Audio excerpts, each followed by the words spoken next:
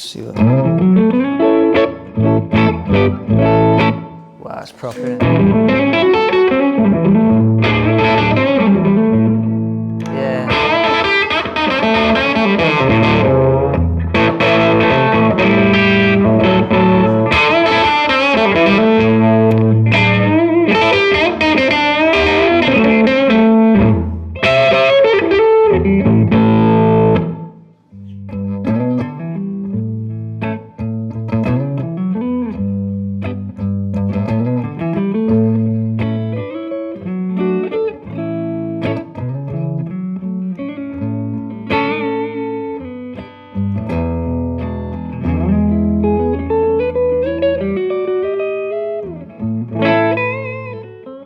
As far as I know, this guitar has only had 2 owners in its life, and the original owner owned it for a very long time, played it.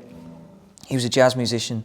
He bought it in Glasgow, and it could have been one of the first Sunburst Les Pauls to arrive into the UK after the trade embargo. It was bought from McCormack's in Glasgow, which is a famous music store. Actually, I don't know if it's there anymore, but I used to pop in there a lot when I was on tour. It stayed with the same owner who played in a jazz band. So all the marks and the wear marks and everything is just from this one player, like this beautiful wear in the pickguard. You know, these are all fingerprints of this one person. It's not a guitar that's been through loads of collectors or loads of players' hands. It's 2 owners in almost 60 years. So it's like it's untouched, it's unmessed with as well, which is, you know, there's lots of cool vintage guitars that we've all seen, but this one's got quite a story because it's not done the rounds like a lot of sort of desirable guitars have, you know, amongst, I guess, collector circles or whatever. You know, it's made music all its life as well, which is a beautiful thing, I think. And all that's in the instrument, you know. I always think that with old guitars. It's almost like old venues, you know, the music's in the walls or whatever, like 100 Club or, I don't know, talking at Barrowlands or something, you know, those sort of venues where the music's in the air and it's in the walls, and you think of all the people's lives that have been. These are things I think about anyway, you know, been in those rooms. And it's the same with the instruments, you know, the lives they had. But, you know, someone's had a real bond with this for all those years. I think that's a pretty incredible thing, you know.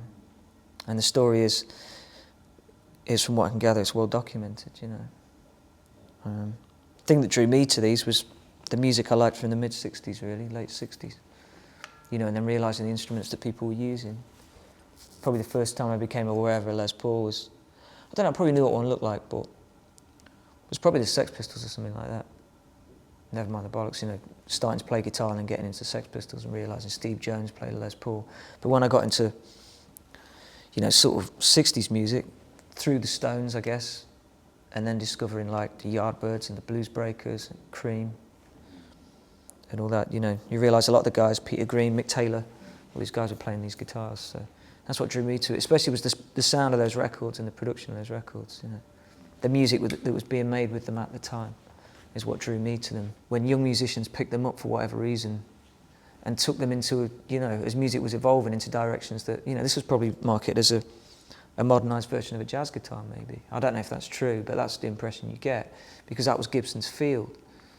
You know, it's like Fender tried the jazz market with the Jazzmaster, but the surf kids picked up on it, and then later on the sort of alternative rock kids picked up on it from the late 70s onwards, because it was affordable, because it was out of fashion. And it's interesting the lives they get taken on by people who just picked them up and discovered the qualities of them, you know.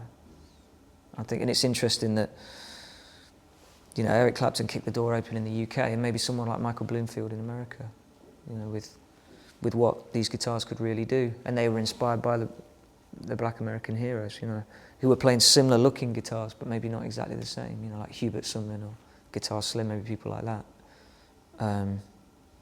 But yeah, the sound that drew me is when I first heard the sound and the production of those records, and then I was trying to do some homework about guitar sounds and how they were doing it. And a guy in a guitar shop told me when I was young, he said, "Oh, what you want is a valve distortion sound." He plugged me into an old amp with no gain controls and just went like that, and that was the sound. And I guess this is the ultimate instrument for that, you know.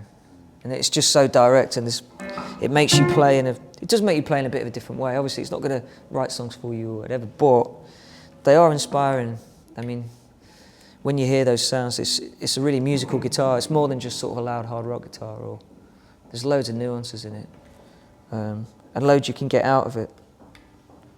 I mean, if it's quiet.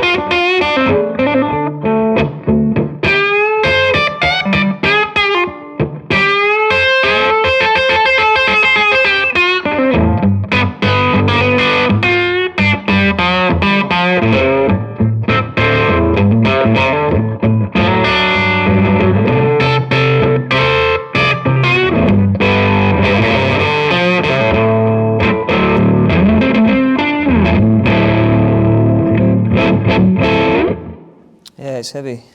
But it's super clear though, isn't it? It's sort of super defined. I mean, you can get sort of, you know, almost sort of good kind of soul record sounds, like an Al Green record type sound, you know.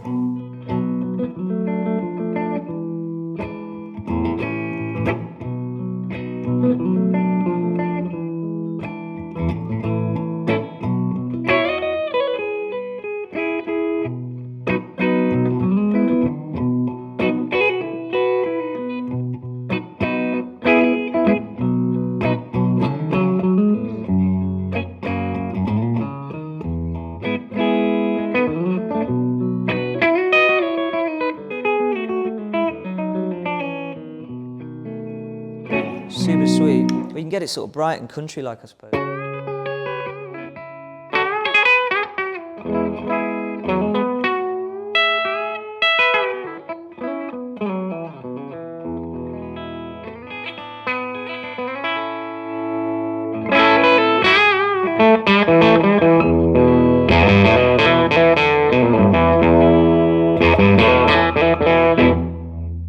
Let's see.